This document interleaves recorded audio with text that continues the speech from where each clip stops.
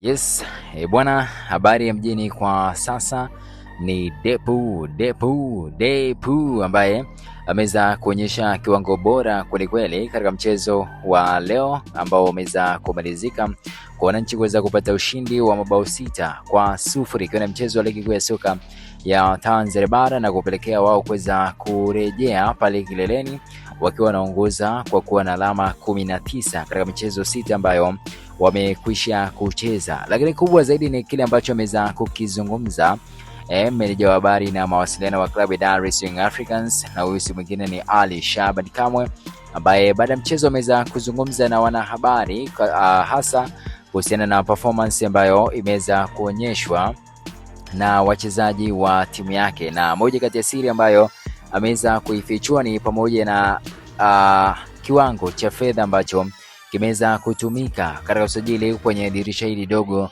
la usajili. Ameweza kusema zaidi ya bilioni 20 zimeweza kutumika kwenye kushusha vyuma ambavyo tunaviona vinakiwasha katika klabu ya Dar es Salaam Africans. Usajili mkubwa ambao umefanyika na kuweza kuzungumzwa zaidi na usajili wa Alan Okello akitokea pale Vipers Club ya pale nchini Uganda, lakini pia kuna usajili wa Depu ambaye ametokea huko ughaibuni ambapo alienda kukiwasha, lakini ndio hivyo kiwango kuna namna kama hakikuwa bora kihivyo, jambo ambalo lilipelekea pia kuweza kumwona akirejea hapa nchini. Lakini achana na huyo pia inaelezwa kwamba Depu ni pamoja na juhudi za kocha wa Dar es Salaam Africans Pablo Goncalves ambaye amewahi kufanya naye kazi wakati ambapo anakiwasha akiwa katika klabu ya Angola, lakini pia kuna vilabu vingine kadha wa kadha ambavyo amewahi kuvitumikia akiwa chini ya kocha Pablo Goncalves. So ikafanya dili hili kuweza kukamilika kwa namna hiyo. Lakini achana na hayo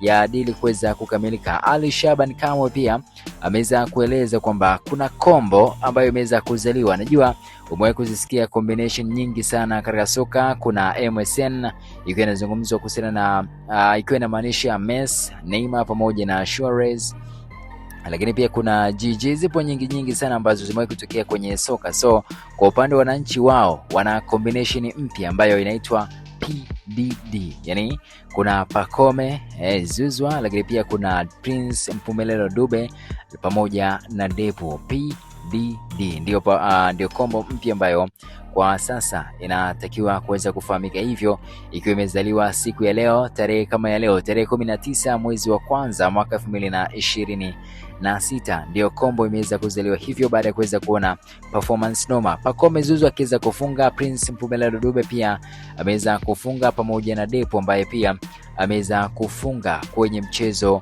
wa hii leo. Lakini kwingine pia ambacho ameweza kukieleza Ali Shaban Kamwe ni pamoja na kuweza kuahidi kwamba clip ambayo ameweza kusema kuna timu moja ya ligi kuu ya soka ya Tanzania bara itakuja kukutana na kichapo cha mabao 10 pindi ambapo itakuja kukiwasha au kucheza dhidi ya Yanga. Hajataja ni timu gani hiyo, lakini amesema hii clip tuweze kuitunza.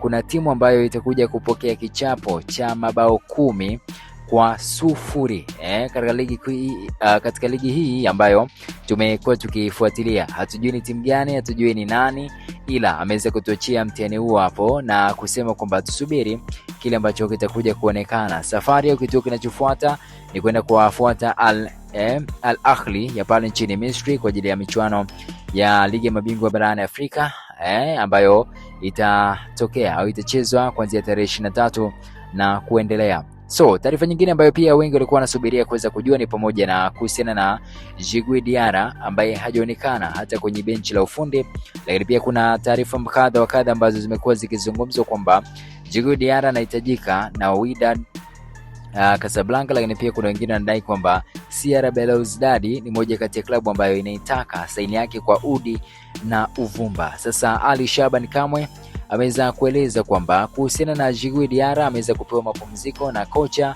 baada ya safari ndefu ya kuja kurejea nchini akitoka pale nchini Morocco kwenye mashindano ya AFCON ambayo yametamatika hapo jana. So wakaona waweze kumpa mapumziko ya muda kisha atakuwepo mazoezini kesho. Lakini pia ameweza kutoa ahadi kwamba wanahabari watapewa mwaliko wa kwenda kufanya mazungumzo na Djigui Diarra hapo kesho.